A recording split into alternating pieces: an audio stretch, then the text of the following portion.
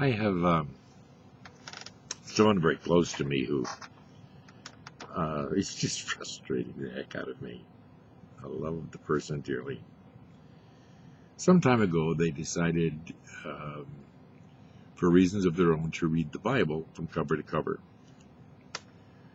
And I got really excited because I have, degrees in the subject and taught it at a university level and at a high school level and in adult Sunday school for years. And so I really kind of thought, there'd be lots of questions along the way. And I actually thought that there would be a primary question. I'm going to do this, I'm going to read the Bible, any suggestions, anything I should think about. But I never got any questions, although occasionally this person made comments and they were so outlandish. Things like, I think Moses is doing this because he wants to become the king. And stuff like that. And actually he wasn't reading it, he was listening to it. Big difference. And when you're listening, you can wander. I mean, if you listen while you're driving, you have to pay attention to driving. If you're listening while you're cooking dinner, you're doing it. When you're just listening, you occupy your mind with other things. And so, and I know this because I'm legally blind now, and I have to have books read to me by Kindle. And I don't do anything else. I just lay there and listen to the Kindle. And I have to listen. So I know the difference. And he read a while, and of course, he bumped into the law books, which are just, I would have said, skip the law till later if you get really interested. Because reading the old Jewish law is not unlike sitting down at the county library and reading all the laws in the books. They're just not very exciting or interesting, and really, although they give you a great insight into what is allowed and what isn't allowed in the lives of the people you can read about, the stories are more interesting, and you'll find bits and pieces about that as you go along anyway, and then you can go back if you want.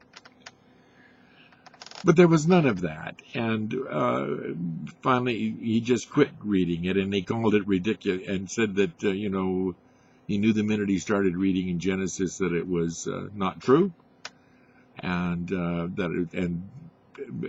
as he read further, all it did was confirm the fact that in his mind it was just ridiculous and stupid to even believe such things, that people used to need the Bible, but they don't need it anymore.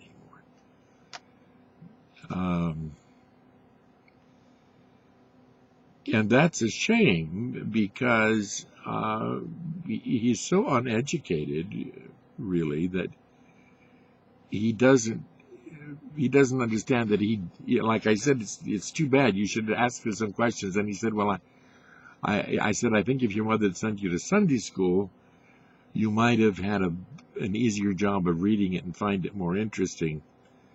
And he said, well, he was glad his mother didn't send him to Sunday school, because that way he came to it with a fresh perspective and sort of, with a clean slate.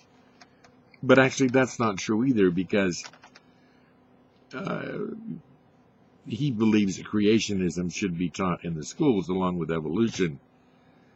And because there's this small segment of American society, the fundamentalists, who really have an uneducated background to begin with, and it's still that way, because they believe in the inerrancy of the Bible, and they insist that the story of creation is exactly the way God did things and the truth.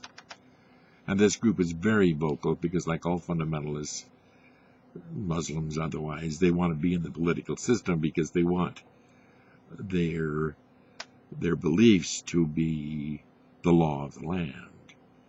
They want, even Palin said the other day, let's base our laws on the Bible. Okay, if we're going to base our laws on the Bible, then your daughter, who got pregnant out of wedlock, should have been stoned to death.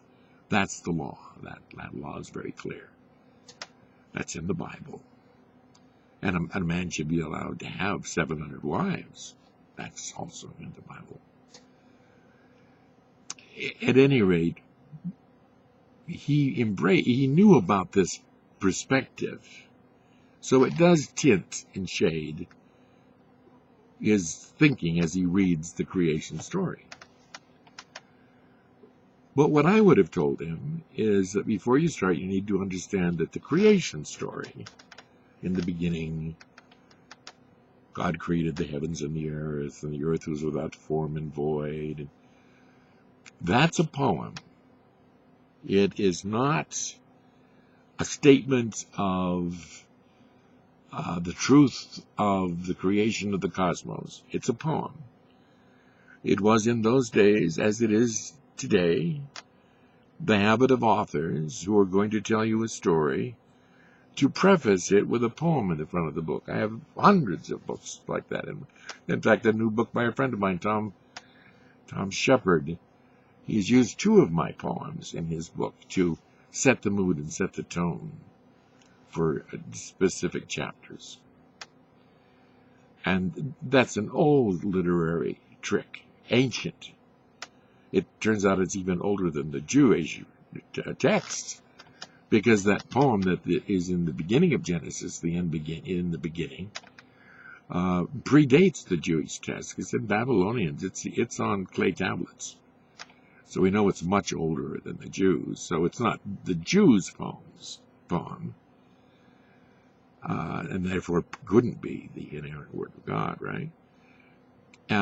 It's and we know it's a poem because, it has stanzas. It has what do we call those? Refrains. After each creation, and God said it was good. God said it was good. God said it was good. God said it was good. And finally to sort of the refrain couplet, and God said it was very good. Because the Jewish poetry doesn't have word rhyme, it has thought rhyme. And the 7 days really have nothing to do with 7 days of creation, or 7,000 years of creation, or 7 million years of creation. 7 is a sacred number, always for the Jews. Not holy, but sacred, set apart. That's what sacred means. Because it's the number that represents wholeness, abundance. So you have 7 stanzas because it's going to have abundance. It's going to have everything. It's going to talk about everything in there. It's going to have wholeness. And it does. It talks about the creation. There was nothing, and then there was light, and then there was chaos.